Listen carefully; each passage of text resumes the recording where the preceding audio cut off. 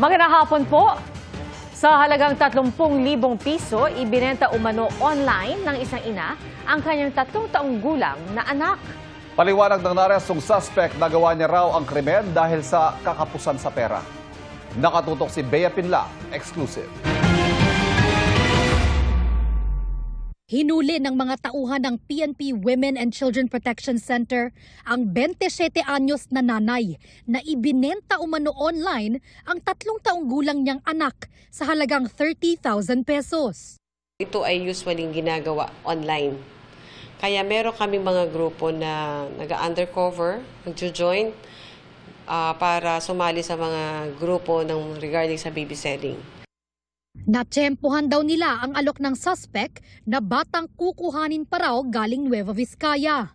Tinanggap niya yung pera kapalit ng bata na kanyang binibenta sa amin na akala niya ay magiging future parents. Sinagip ang anak ng suspect na kalaunay inilipat ng PNP WCPC sa pangangalaga ng shelter ng DSWD. Hindi na nagbigay ng pahayagang suspect na nakakulong sa Camp Crame, Quezon City. Pero ayon sa pulisya, kakapusan sa pera at hirap ng buhay ang dahilan niya kaya nauwi sa pagbebenta ng anak. Iniisip nila na mas maganda ang future ng bata kung ito ay bibigay nila sa iba kapalit ng perang natanggap nila bilang panimula o pambayad sa utang. Reklamong paglabag sa anti-human trafficking law ang kinahaharap ng suspect. Para sa GMA Integrated News, Bea Pinla, nakatutok 24 oras. Abiso po sa mga daraan sa NLEX northbound. Asahan ulit ang pagbigat ng trapiko bukas dahil sa pagkukumpuni sa nasirang bahagi ng interchange bridge sa Marilao, Bulacan. Nakatutok si Dano Tingkungko. Usad pagong sa NLEX northbound itong mga nakaraang araw dahil sa nasirang tulay sa Marilao. Pero ngayong araw banayad ang trapiko. Nauna nang nakiusap ang pamunuan ng NLEX sa mga motorista na gumamit muna ng alternatibong ruta habang patuloy ang pagsasaayos sa bahagi ng tulay. Ngayon muling nagbabala ang NLEX sa posibilidad ng pagbigat ng trapiko roon simula bukas. Dahil isasara ang ilang bahagi ng Marilao Interchange Bridge northbound simula 1:00 ng hapon bukas, March 24, hanggang 11:00 ng gabi sa Biyernes, March 28 para bigyan daan ng pagkumpleto ng pagsasaayos sa tulay. Mananatiling bukas ang 2 lane. Ito ang pinakakaliwa at pinakakanang lane sa NLEX northbound. Handa ring magbukas ng zipper lane sa NLEX southbound kung kakailanganin. Ayon sa NLEX, patuloy pa rin ginagawa ang 3 horizontal metal bar na ipapalit sa nayupi ng truck kamakailan. Nakatakda raw na bukas ng gabi ito sisimulang ikabit pero kung matapos daw ng mas maaga, posibleng mapaaga ang pagkukumpuni. Kailangan pong mag-close additional lanes para nga po doon sa pag-lift nung horizontal metal bar na i-replace po doon sa kinat na nasira po. So with that, we will be left with 2 lanes, yung innermost lane at saka yung rightmost lane. Para sa GMA Integrated News, Dano Tingkungko, nakatutok 24 oras. Ilang paaralan at LGU ang nag-anunsyo ng walang pasok bukas, bunsod ng 3 araw na tigil pasada ng grupong Manibela. Hindi naman lalahok ang ilang tsuper, pati ang grupong Pasang Mazda. Nakatutok si Jamie Santos. Bukas na ang umpisa ng 3 araw na tigil pasada ng Manibela para iprotesta ang anilay mga isyu sa PUV modernization at consolidation. Pero ang grupong Pasang Mazda nagsabi ng hindi raw lalahok. Perwisyo lang daw sa publiko ang tigil pasada. Papasada pa rin daw bukas ang mga tsuper sa biyaheng Project 6 Calao at mga jeepney driver sa Quezon Memorial Circle.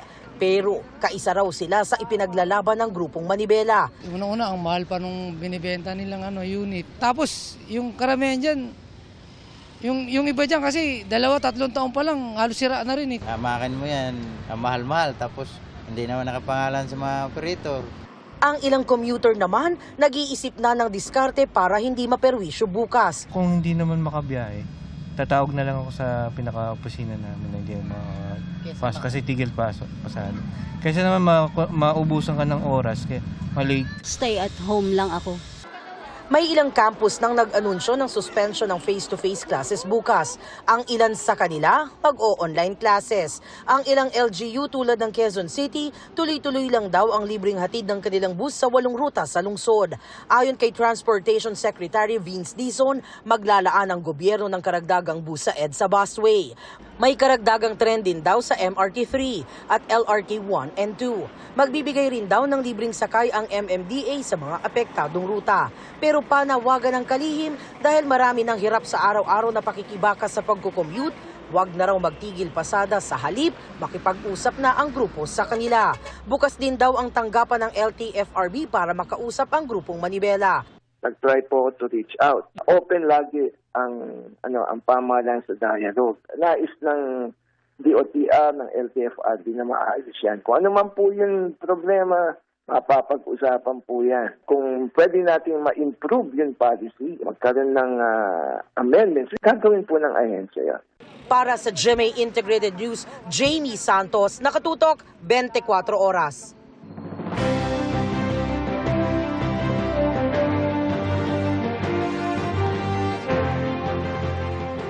Ilang campaign rally ng senatorial slate ng administrasyon ang hindi sinipot o hindi sinipot ni Senadora Amy Marcos. At sa nakaraang 2 rally, hindi siya binanggit ng kapatid na si Pangulong Bongbong Marcos. Natatanong tuloy kung laglag na ba siya sa hanay ng alyansa. Ang sagot ng senadora sa pagtutok ni Jonathan Andal.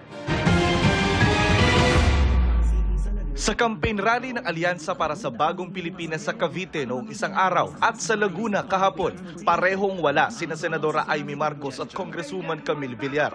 Sa parehong pagkakataon, binanggit ni Pangulong Bongbong Marcos sa kanyang speech si Villar, pero hindi ang kapatid na si Senadora Amy. 12 ang kandidato sa slate ng Alyansa, pero kagabi, at huwag natin gawing alyansa lamang nitong 11 na tao, 11 na kandidato na tumatakbo bilang senador na kasama sa alyansa. Sinusubukan naming kunan ng pahayagang grupo kaugnay ng sinabi ng Pangulo. Bago nito, mariing tinuligsa ni na Amy at Villar ang pag-aresto noong March 11 kay dating Pangulong Rodrigo Duterte at pagsuko sa kanya ng Marcos administration sa ICC. Kapwa wala ang dalawa sa mga campaign rally ng alyansa mula noon, kabilang ang sa Tacloban noong March 14. Nagsabi noon si Senadora Amy na hindi siya makakadalo sa naturang pagtitipon dahil hindi raw niya matanggap ang ginawa sa dating Pangulo. Ang senadora na presidential sister, kilalang kaalyado rin ni Vice President Sara Duterte. Tinanong ng media ang campaign manager ng alyansa na si Congressman Toby Tiangco kaugnay ng hindi pagsama ng dalawa sa mga rally. Are there any plans to drop Senator Amy from the lineup ng alyansa? At saka yung isa pa po kasi there are also speculations na baka si Congressman Camille Villar will also be dropped from the slate. I think like for Amy, siguro siya dapat ang makasagot nung tanong na yon, hindi po kami. So wala pang pinag-uusapan po so far yung alyansa, pati yung nationalista regarding dun sa future nila sa slate? Wala. Sabi ni Senadora Amy, hindi pa sila nagkakausap ng Pangulo at ni Tiangco. Hindi ko alam, hindi ko pa tinatanong. You have not withdrawn from Alyansa? No action taken. Mulat sa poll, sinabi ko naman na independent ako. Kasi parang may kutob ako na may masamang mangyayari at ayoko mahila sa away-away. Kinakabahan ako na magkakaumpugan talaga yung dalawang panig. Nangyari nga po. Mas tutok daw siya ngayon sa pagdinig kaugnay ng pag-aresto sa dating Pangulo. Naaalangan ako, nagbibisi-bisihan ako. Mahirap mag-aral ng international law, hindi naman natin masyadong kabisado. Iba kasi yung sistema nila. At ang pinakamahalaga, wag natin isuko ang ating soberanya. Nag-text ang GMA Integrated News kay Representative Villar para sa kanyang reaksyon at hinihintay namin ang kanyang tugon. Para sa GMA Integrated News, Jonathan Andal, nakatutok, 24 oras. Naglunsad ng panibagong airstrike ang Israel sa Lebanon. Ayon sa Israel, depensa o pansalag daw nila ito sa mga rocket ng Lebanon na pinuntirya sa kanilang border. Ayon sa Lebanese State News Agency, 8 nang nasawi mula sa iba't ibang bayan dahil sa airstrike. Hinimok ng Philippine Embassy sa Lebanon ang mga Pinoy na umiwas sa ilang lugar doon. At kung may masaktan at mga ilangan ng tulong, mangyaring makipag-ugnayan sa ating embahada. Nabasag na rin ang ceasefire ng Israel at Hamas dahil sa airstrike sa Gaza. Nasawi ang isang political leader ng Hamas, maging ang kanyang asawa ayon sa pro-Hamas media. Wala pang opisyal na komento rito ang Israel. Dalawang sugatan sa pamamaril ng isang lalaki sa Tondo, Maynila. Ang isa sa mga biktima tinamaan lang ng ligaw na bala. Nakatutok si Jamie Santos. Walang takas sa mga otoridad ang lalaking ito. Isa siya sa mga suspect sa pamamaril sa Tagumpay Street, Tondo, Maynila madaling araw ng Biyernes. Nagpapagaling na raw ang dalawang biktima. Ang babaeng target daw ng mga suspect na tinamaan sa leeg at katawan at isang lalaking nadaplisan sa kanang braso. Ang naarestong suspect ang nakaitim sa mga kuha ng CCTV sa lugar na pinangyarihan ng krimen.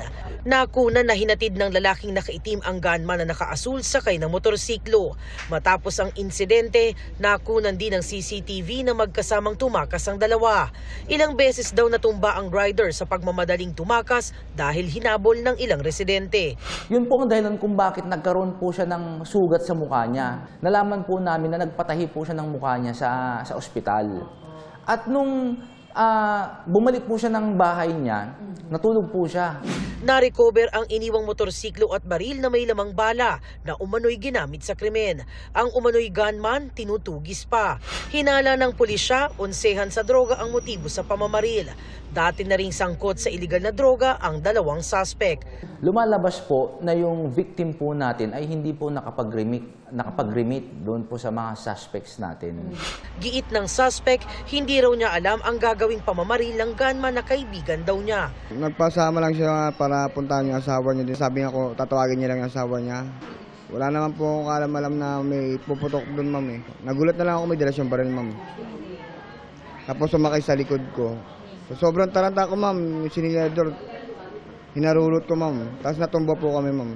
Kalalaya niya lang daw nitong March 18 dahil nakuhanan siya ng pen gun. Ngayon, mahaharap siya sa reklamong frustrated murder at paglabag sa Comprehensive Firearms and Ammunition Regulation Act in relation to Omnibus Election Code. Para sa GMA Integrated News, Jamie Santos, nakatutok 24 oras.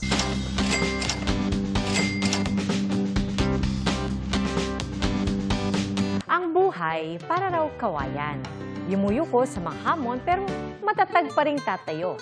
At ang kawayan, meron din daw benepisyong kita mo pagdating sa kabuhayan at paglaban sa climate change. Yan ang tinutukan ni Katrina Son. Waming bamboo, Machiku, black bamboo. Ilan lang ang mga ito sa bamboo species na ipinakita sa mga lumahok sa 26th Learn and Earn from Bamboo Experts sa Carolina Bamboo Garden sa Sitio Tanzatu, Barangay San Jose, Antipolo City. Ang tawag na sa kanya ngayon ay green gold. Hindi na siya yung poor man's timber. Dahil ang bamboo, it's all over the Philippines. Kung talagang meron kang gustong mangyari sa iyong ginagawang bamboo, mayroong bibili noon. Pinaliwanag sa participants ang kahalagahan ng kawayan at kung paano ito maaaring maging alternatibong pagkakakitaan. Gusto ko pong magtanim po ng bamboo dahil sa climate change po natin ngayon. Laging mainit, sobrang init na upang ma-mitigate ang climate change. Turing ko nga dyan, parang damo lang kasi sa probinsya kung saan-saan lang siya tumutubo. Now I know the important. Napakalaki. Ayon sa isang forester mula sa DENR, malaki ang maitutulong ng pagtatanim ng kawayan, lalo na sa gitna ng nararanasan nating climate change. Napakalaki ng role niya sa carbon dioxide absorption. Magtanim tayo ng maraming kawayan. Bamboo can grow in many areas. Makakatulong na tayo sa kalikasan, makakatulong tayo doon sa pag-mitigate ng climate change. Marami pa tayong pera in the future. Para sa GMA Integrated News, Katrina Son, nakatutok 24 oras. Nabalot ng dilim ang ilang establishmento at atraksyon kagabi. Yan po ay bilang pakikibahagi sa Earth Hour 2025. Sa taunang initiative na ito para sa kalikasan, isang oras na nagpatay ng ilaw mula 8:30 hanggang 9:30 kagabi, March 22. Kasama sa nakiisa dyan ang GMA Network Headquarters. Pati ilang bahay sa Isabela, nakiisa rin. Nagdilim din ang ilang international landmark tulad ng Sydney Opera House sa Australia at Tokyo Tower sa Japan. Mga kapuso, mahimbing ba ang tulog ninyo? Ayon po kasi sa mga eksperto, may problema sa kalidad ng tulog ang mga Pinoy, kaya may pag-aaral po sila na layong gisingin ng lahat sa natutulog na problemang ito. Nakatutok si Dana Tingkungko. Dati pang itinuturo sa atin na 8 oras ang ideal na haba ng tulog. Pero sa dami ng kailangan gawin at iba pang responsibilidad sa araw-araw, sapat ba ang tulog ng mga Pinoy? Mga 6. Siyempre, sa work, sa stress, sa work. Minsan, mga 4 to 5. 4 to 5. Tingin mo, 5, sapat 6. yun? Hindi. Bakit? Minsan, gamit namin yung oras. Gamit ko yung oras sa gabi. Bumabiyahe ako. O nakakatulog pa ba sila? Ano yung pinakamalalang naalala mo? Street duty, 24 hours. Ang sleep deprivation, gaya ng puyat, bitin sa tulog o magdamag na gising, maaaring pag-ugatan ng problema at sakit. Problems in information processing disruption. We have impaired memory, nakakalimot agad. We have reduced learning, especially in the children and teenagers. We become irritable. There's also poor immune function. People who have chronic sleep deprivation are prone to have diseases. And there's also increased pain perception, an increased risk for accidents and falls. It's somewhat of a superpower for humans, for all organisms actually. It's our way of surviving. Without sleep, we die.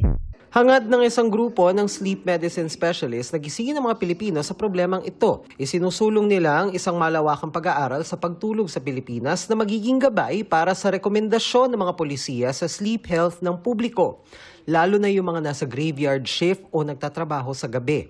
We don't have an answer for that. We rely on studies from the outside, from other nations. We're developing a protocol. We have been granted by our partners for that study. Ayon sa grupo, wala pa raw formal na pag-uusap sa Department of Health hinggil sa pagsulong ng mga polisiya sa sleep health. Nakabinbin din sa committee level sa Senado ang panukala na nagsusulong ng sleep disorder awareness at education program. Para maging mas maayos ang tulog, ayon sa Centers for Disease Control and Prevention ng Amerika, ilan sa mga pwedeng gawin ang subukang matulog at gumising sa parehong oras araw-araw. Huwag gumamit ng electronics tulad ng cellphone 30 minuto bago matulog at regular na mag-exercise at kumain ng tama. Para sa GMA Integrated News, Dana Tingkungko, nakatutok 24 oras.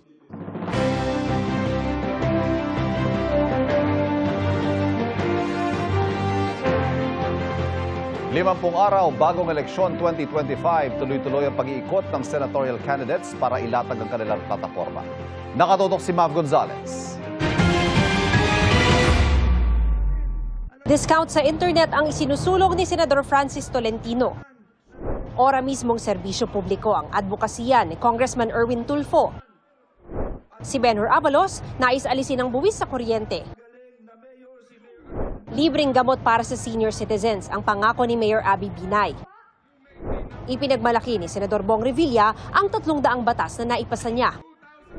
Proteksyon ng kababaihan ang isinusulong ni Senador Pia Cayetano. Itutuloy raw ni Ping Lacson ang laban kontra korupsyon. Si Senador Lito Lapid ipinagmalaki ang 100 batas sa kanyang naipasa. Libreng pabahay para sa mahihirap ang pangako ni Manny Pacquiao. Iginiit ni Tito Soto na dapat labanan ang fake news. Dumalo sa town hall meeting sina Alin Andamo, Modi Floranda, Liza Maza at Danilo Ramos. Abot kayang presyo ng pagkain ang isinusulong ni Bam Aquino. Kapakanan ng persons with disability ang ipinaglalaban ni Senador Bongo. Nag-ikot sa Pasig at Caloocan si Senadora Amy Marcos. Isinusulong ni Ariel Querubin ang karapatan ng transport sector. Patuloy naming sinusundan ang kampanya ng mga tumatakbong senador sa election 2025. Para sa GMA Integrated News, Mav Gonzalez, nakatutok 24 oras. Nakiisa ang mga Sparkle artists sa 3-day workshop ng Anak TV sa Intramuros, Manila. Naroon sina Gea Misha, Lee Victor, Sabrina Cuervo, Jordan Lim, Jordan Baldovino, Aljon Banaira at Erica Laude. Dinaluhan din ito ni GMA Vice President for Corporate Affairs and Communications, Angel Javier Cruz. Nakasama ng mga sparkle artist ang mga kabataan mula sa iba't ibang paaralan. May temang Magic of Peace ang workshop na layong ma-develop ang personality, teamwork, communication, understanding at listening skills ng mga lumahok. Mga kapuso, ang inyo pong nakikita ay live nakuha mula sa Gemelli Hospital sa Rome, Italy, kung saan inaabangan ang unang public appearance ni Pope Francis matapos maospital noong February 14 dahil sa double pneumonia. Inaasahan magbibigay ang Santo Papa ng blessing ng tradisyonal na Angelus Catholic Prayer mula sa kanyang bintana sa ospital. Ngayong araw din inaasahan ang kanyang paglabas sa ospital. Ayon sa mga doktor, kailangan niyang magpahinga ng 2 buwan sa Vatican. Unang sinabi ng isang kardinal na unti-unti na nakakabawi ng lakas si Pope Francis. Pero dapat daw niyang matutunang magsalita muli. Dahil daw ito sa matagal na pagdepende ng Santo Papa sa high-flow oxygen. Pinabulaanan din ng naturang kardinal ang mga espekulasyon na umano'y pagre-retiro o di kay pagbibitiw ng Santo Papa. Ang Rodrigo Roa Duterte.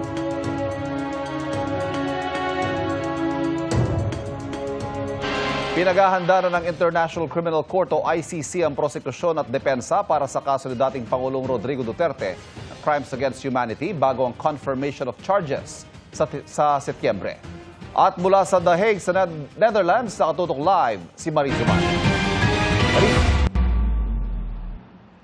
Ivan, para raw matiyak na mananatiling patas ang proseso sa ICC, informed ang inaakusahan ng mga ebidensyang gagamitin laban sa kanya at gugulong ang proseso sa makatwirang panahon ay pinag-utos na nga ng Pre-Trial Chamber 1 ng ICC sa parehong prosekusyon at depensa ang disclosure of evidence o paglalatag ng mga ebidensya kaugnay sa kasong crimes against humanity na kinakaharap ni dating Pangulong Rodrigo Duterte sa International Criminal Court. 5 buwan bago ang confirmation of charges hearing ng ICC para sa kasong crimes against humanity ni dating Pangulong Rodrigo Duterte sa September 23, may mga pinasusumite ang korte sa prosekusyon at depensa. Sa panig ng mga prosecutor, kailangan nilang magbigay ng kumpletong detalye ukol sa dami at uri ng mga ebidensya na kanilang gagamitin. Kasama rin dito ang transcript at translation ng mga documentary evidence at ang timeline ng pagsusumite ng mga ito. Pinadedetalye rin kung ilan ang kanilang mga testigo, kung itatago ba ang kanilang identity, at kung matitiyak ba ang kanilang seguridad. Kailangan din daw na sabihin ng prosekusyon kung gusto nilang ituloy pa muna ang investigasyon kay Duterte at kung sakali ay anong epekto nito sa proseso ng korte. Kailangan maisumite ng prosekusyon ang lahat ng iyan sa April 4. Ang depensa may hanggang April 11 para magbigay ng kanilang obserbasyon hinggil sa mga impormasyong isusumite ng prosekusyon. Pinadedetalye rin sa depensa kung gusto nilang magpresenta ng sarili nilang ebidensya at mga testigo, kung gusto rin nilang magsagawa ng sariling investigasyon. Maging ang registry, inaatasan ng korte na magsumite hanggang April 2 ng kanilang obserbasyon kaugnay sa partisipasyon ng mga biktima. Sakaling may komento ang prosekusyon at depensa sa obserbasyon ng registry, pwede nila itong isumite sa korte hanggang April 11. Kahit nakakulong, inaalala raw ni dating Pangulong Rodrigo Duterte ang kahihinatnan ng eleksyon sa Pilipinas sa Mayo, ayon kay Vice President Sara Duterte.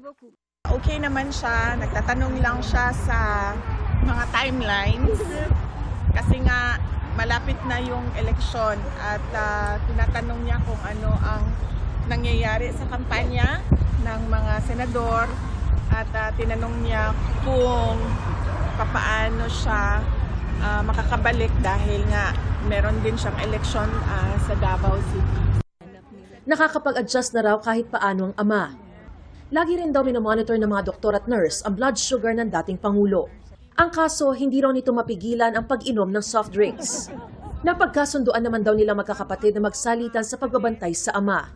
Sa March 28 ang 80th birthday ng dating Pangulo. Pero may mga nagbigay na ng birthday cake at nagpadala ng painting para sa kanya. May mga naghuhulog din ng sulat para sa dating Pangulo sa ICC Detention Facility. Mahirap po ako dito. Oh, perang ka na kayo. Evan, sa ngayon ay nagdaraos ng press conference sa mga abogado ng mga biktima ng umano'y extrajudicial killings at mamaya naman ay magdaraos ng malawakang pagtitipon ng mga taga-suporta ni dating Pangulong Rodrigo Duterte sa isang parke dito sa Den Haag. Yan ang latest mula pa rin dito sa The Hague, Netherlands. Balik sa iyo, Evan. Maraming salamat, Marie Zumali. 19 ang nasagip sa paglubog ng isang bangka sa Davao City. May mga karambola naman sa Benguet at Quezon. Yan po mga disgrasyang tinutukan ni Dano Tingkungko. Bombero po! Kailangan ng bombero dito! Nagkalat sa daan ang mga parte ng mga sasakyan dahil sa nagkarambolang truck, van at bus sa Gumaca, Quezon kaninang umaga. Ayon sa pulisya, galing sa pababang bahagi ng highway ang truck nang salpukin nito ang kasalubong na van. Nahagip din ng truck ang bus. Ang truck na bumaliktad nawala umano ng preno. Sugatan ng 4 na sakay ng van at ang 2 sakay ng truck kabilang ang truck driver na malubha ngayon. Ayon sa bus driver, handa sila makipag-usap para sa danyos. Tumangging magbigay ng pahayag ang driver ng van. Nakatakdang mag-usap sa police station ang mga sangkot sa aksidente. Sa Tuba, Benguet, hindi bababa sa 9 na sasakyan ang nagkarambola sa Marcos Highway. Batay sa mga social media posts ng Tuba Police at Tuba MDRRMO, kabilang sa mga nadisgrasya ang ilang motorsiklo, mga kotse at truck. Iniimbisigahan pa ang sanhi ng disgrasya at kung may nasaktan. Sa Davao City, lumubog sa Davao Gulf, sakop ng Barangay Ilang ang isang bangkang patungong Samal Island. Ayon sa Coast Guard District, Southeastern Mindanao, nasira ang makina ng bangka at hinampas ng malalakas na alon. Nasagip at agad ginamot ang 19 na sakay nito. Batay sa imbestigasyon, ginamit ang bangka sa pagbiyahe sa mga sakay nitong balak maligo sa Samal kahit hindi ito rehistradong magsakay ng pasahero dahil para sa pangingisda ang bangka. Sinusubukan pang makuha ang pahayag ng mga sakay ng bangka. Para sa GMA Integrated News, Dano Tingkungko, nakatutok 24 oras. Patuloy ang pagtugis sa mga pulis sa mga namaril sa San Rafael, Bulacan kung saan 3 ang patay at 7 ang sugatan. Ang nahulikam na krimen sa pagtutok ni Darlene Kai. Tirik na tirik ang araw at maraming motoristang dumaraan sa parting ito ng Maharlika Highway, San Rafael, Bulacan, pasado 2:00 noong Biyernes. Biglang may malakas na kalabog at busina.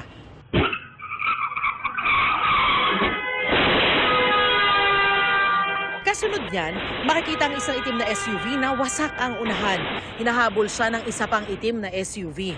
Kitang-kita sa kuha ng CCTV ang taong nakadungaw sa bintana ng passenger seat habang niraratrat niya ng high-powered na baril ang hinahabol na sasakyan.